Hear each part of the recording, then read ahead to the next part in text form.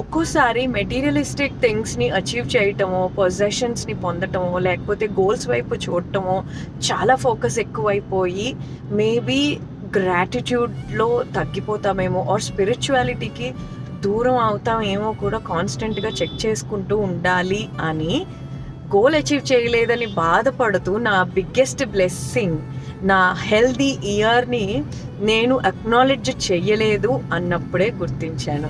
అంత మంచి బ్లెస్సింగ్ ఇవాల్టి రోజుని ఎంతోమంది చూడలేకపోయారు.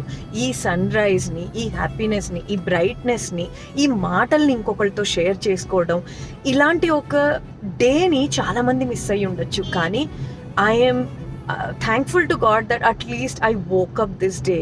I am talking to you like this, and all this gratitude I missed.